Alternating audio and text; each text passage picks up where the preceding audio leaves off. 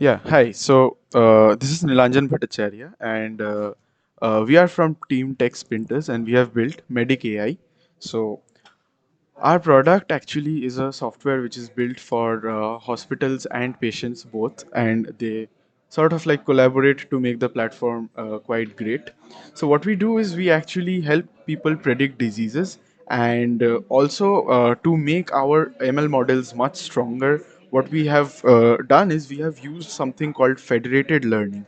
What we have done is we have found out a very unique way to run ML models in client sides by using some sort of a desktop application which runs a Flask server on the client side, and it helps us run machine learning models on the client side. I'll explain it in a whiff how it happens. So you can either join as a patient or you can join as an organization. So if I join as a patient, I'll be able to give like 5 symptoms of that I have been facing, and I'll be able to know some what kind of disease I have. I'll just show you a demo. Let's just give any 5 symptoms.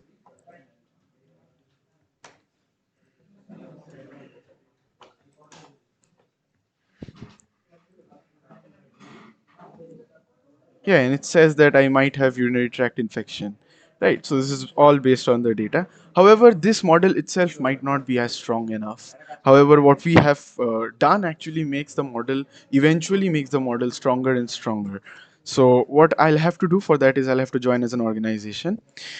It tells me that I'll have to download our client, and which is actually a Flask server that will be installed inside our software. This has been done via Google Storage buckets. So actually, if I click this, it download something like this. I won't actually download it once again because I have it download already. So I'm just gonna skip this part.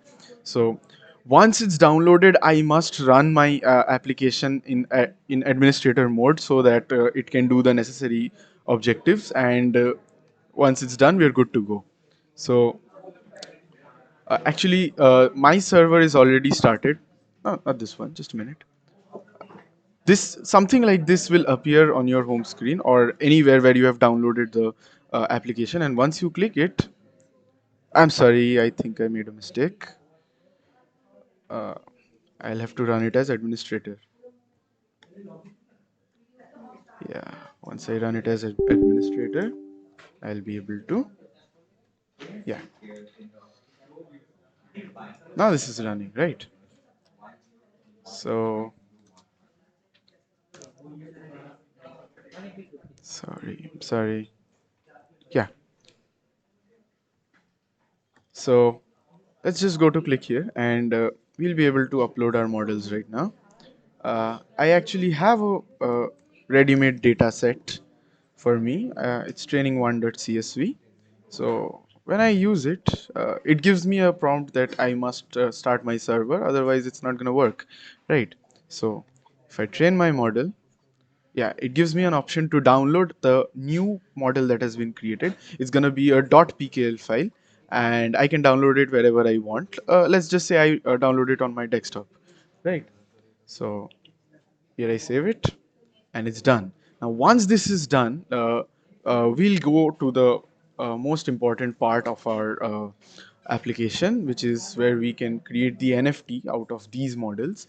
So what we have used is we have used the Flow blockchain right here, which allows us to upload these .pkl files to the blockchain, and once we do so, it stores these .pkl files in the form of IPFS URLs in the blockchain in order to maintain number one, the anonymity, number two, the authenticity of the models, and perhaps a lot of other things that come along with the blockchain, right? So this is how we first of all we get a prompt to connect the wallet. So if we do connect, click on it, we can I think I'll be using Blockto to connect for this one. And yeah, it's gonna give me another prompt. I think it's taking some time. Yeah, I'm gonna have to give my email, right? So I'll just give.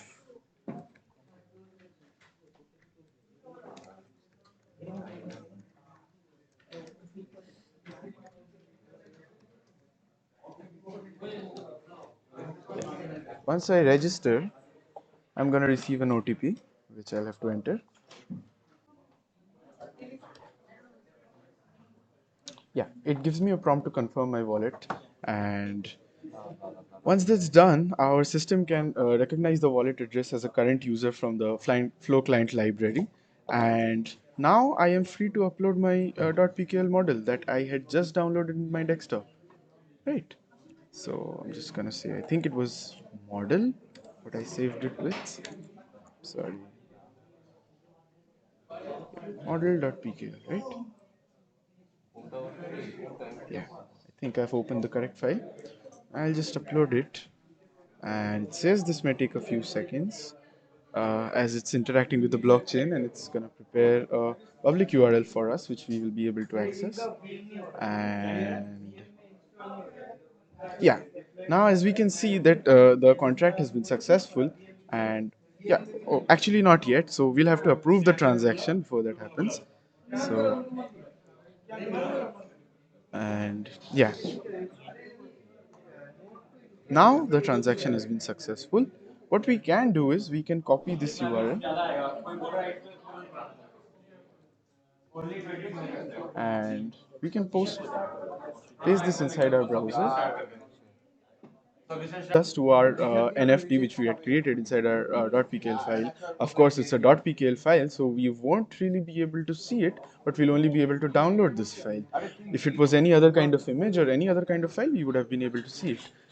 However, at the current moment, it's really difficult to access this wallet address. However, if any of you try it out on your own systems are able to access this wallet address, you'll be able to find out that an NFT has been sent into your account, and that really verifies our transaction, right? So that really proves that the system is really working, and that's all there is to it.